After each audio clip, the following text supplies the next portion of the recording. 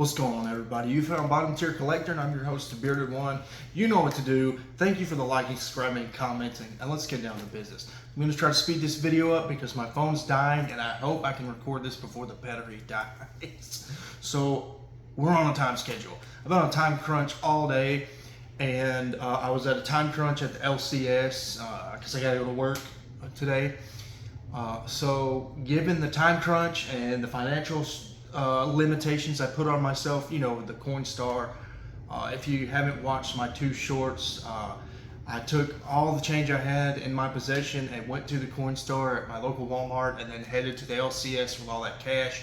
And this was the stack of books. And again, given the time constraint and the financial constraints I put on myself today, I came away with some decent books and some books I've been looking for.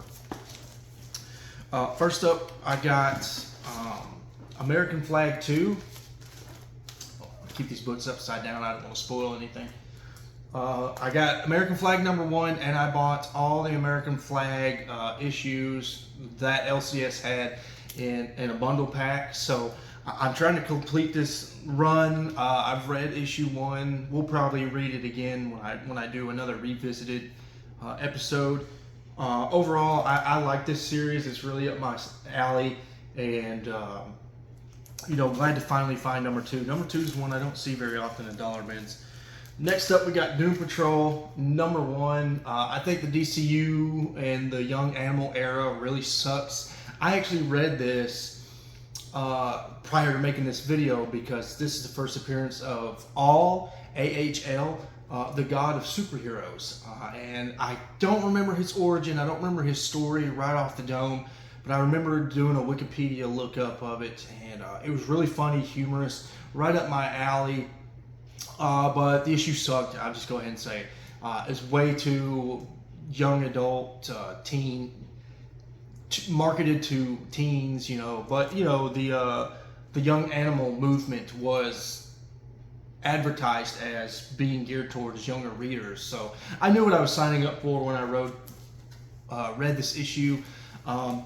It was more of a cameo appearance of the superhero, of the god of superheroes, all AHL, and I don't know what his role is in the actual canon of the DC universe, but just I like the idea of the character, a god that creates superheroes, and I'm glad to have that.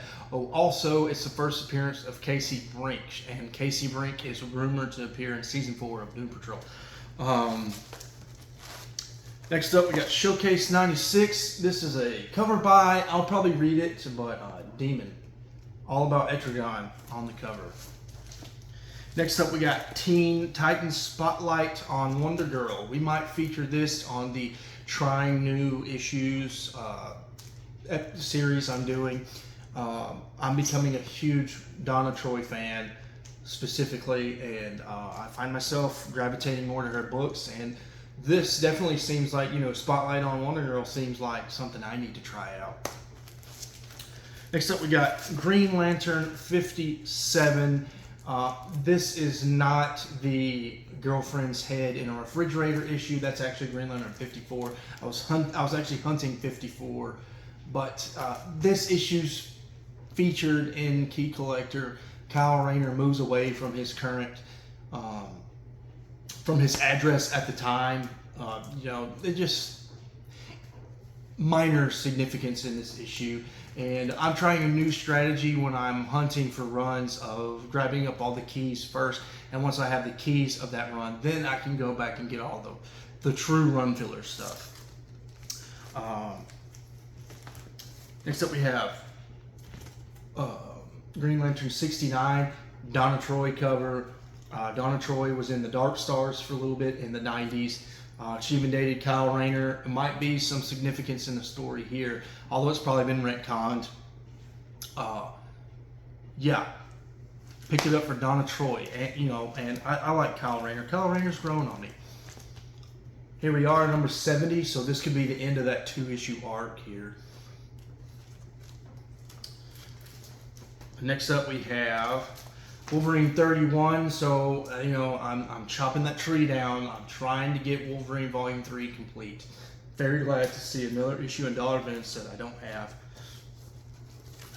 And then last up, this made the trip complete. You know, if you watch my shorts, I said the LCS, I've noticed my LCS has updated their dollar bins. They're putting newer and different books in these dollar bins now, and by golly, this made the whole thing worth it.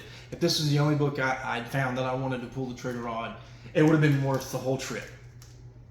This is not advertised on Key Collector. This I don't even think this is advertised as a key on CLZ, but I believe this is the issue Wolverine joins the Avengers, and so that's significance to me.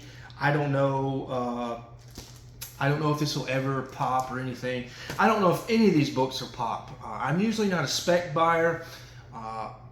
I just like providing information, so that's why I provided information on these keys. I don't really care about the spec value. I bought them for $1. If they stay $1 for the rest of my life, so be it. I don't care. I'm a collector first before, you know, speculator and all that jazz. So that was my haul. Stay tuned. Sometime next week, I'm hoping to put up that Memphis Comic Con signature list video together. I have all the books curated. I just want to try and purchase 2 more books and have them in before I get to Memphis Comic Con. So just stay tuned. That video is coming, and then I will try to set some time aside and do another, you know, reading a new comic book. I hope you guys enjoyed that Howard the Duck episode. I plan on doing more of that stuff in the future. Until next time, guys.